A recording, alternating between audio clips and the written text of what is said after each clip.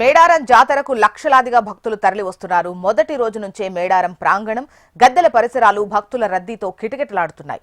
భక్తులకు తక్షణ వైద్య సహాయం అందించడానికి ప్రభుత్వం పెద్ద ఎత్తున రెస్పాండర్ 108 బైక్ అంబులెన్స్లను మోహరించింది. మేడారం జాతర ప్రాంతంలోని వివిధ కీలక ప్రదేశాల్లో 40 ఫస్ట్ రెస్పాండర్ 108 బైక్ అంబులెన్స్లను ఏర్పాటు చేశారు. అదేవిధంగా 24 108 అంబులెన్స్లను కూడా ఏర్పాటు చేశారు. వివరాలు మనకు రజిత అందిస్తారు.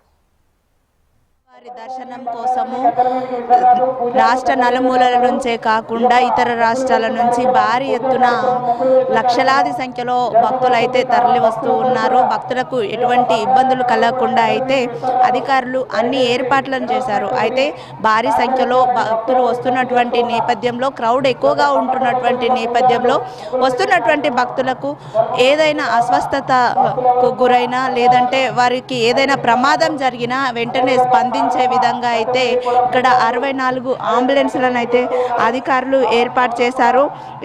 ఈ అంబులెన్స్లు అయితే వివిధ ప్రాంతాలలో అయితే వీటిని భక్తుల కోసం అందుబాటులో ఉంచారు. అయితే మొత్తం 24 పెద్ద అంబులెన్సులు, అంటే మనం విజువల్స్లో చూస్తున్నాం కదా, అవి పెద్ద అంబులెన్సులు. ఇలాంటి అంబులెన్స్లను 24 అంబులెన్స్లను అయితే ఇక్కడ అందుబాటులో ఉంచారు. దీంతో పాటు 40 బైక్ అంబులెన్స్లు అంటే మనం ఇప్పుడు విజువల్స్లో చూడొచ్చు. ఈ బైక్ అంబులెన్స్లు వీటి ద్వారా ఎవరైతే అస్వస్థతకు గురవుతారో వారి దగ్గరికి ఎవరైతే ఉంటారో బైక్ రైడర్ వెంటనే వెళ్ళి వారికి అక్కడే ప్రథమ చికిత్స చేసే విధంగా కిట్ను కూడా ఏర్పాటు చేశారు. మన విజువల్స్లో ఆ కిట్ను కూడా చూడొచ్చు. ఈ 40 బైక్ అంబులెన్స్లు ఎక్కడ అంటే తక్షణమే స్పందించే విధంగా. అయితే ఈ ప్రమాదం తీవ్రతరం దాల్చిన అస్వస్థతకు గురైన వ్యక్తి ఏదైనా ప్రమాదకర స్థితిలో ఉంటే మాత్రం అతన్ని ఇక్కడ ఏర్పాటు చేసినటువంటి హాస్పిటల్కి తరలించే విధంగా కూడా పెద్ద అంబులెన్స్లను ఏర్పాటు చేశారు. నిరంతరం కూడా ఈ అంబులెన్స్లు జనాల మధ్య తిరుగుతూ ఎక్కడ ఎవరికైతే వైద్యం అవసరం ఉంటుందో వారి కోసము తక్షణమే వైద్య సేవలు అందించే విధంగా పనిచేస్తున్నాయి. ప్రజెంట్ మనతో పాటు కొంతమంది ఉన్నారు, మాట్లాడించే ప్రయత్నం చేద్దాం. సార్ చెప్పండి, ఎన్ని అంబులెన్స్లు ఆపరేట్ అవుతున్నాయి, ఏ విధంగా పనిచేస్తున్నారు, ఎప్పటి నుంచి పనిచేస్తున్నారు, ఎన్ని రోజుల పాటు పనిచేయనున్నారు? ఈ బైక్ అంబులెన్స్లు మనం ఈ జనాల దృష్ట్యా 24 108 అంబులెన్స్లు, 40 బైక్ అంబులెన్స్లు మనం ఏర్పాటు చేయడం జరిగింది. ఎందుకంటే జనాలలో చాలా రద్దీ ఉన్న ప్రాంతాలలో 108 కాల్ చేయగానే ఫస్ట్ మన బైక్ అంబులెన్స్ వెళ్తుంది. ఎందుకంటే ఈజీగా వెళ్తుంది, వెళ్ళి ఫస్ట్ ఎయిడ్ చేసి ఒకవేళ సీరియస్ని బట్టి 4 వీలర్ అంబులెన్స్ కూడా వాళ్ళు పిలిపించుకొని ఇమీడియట్లీ మనం ఇక్కడికి హాస్పిటల్కి షిఫ్ట్ చేయడం జరుగుతుంది. ఇందులో అన్ని రకాల emergency medicines and medical equipments కూడా మనం అందుబాటులో ఉంచాము. ఇప్పటి వరకు బైక్ అంబులెన్స్ల ద్వారా 4500 కేసులు, మన 108 అంబులెన్స్ల ద్వారా 6400 కేసులు చేయడం జరిగింది.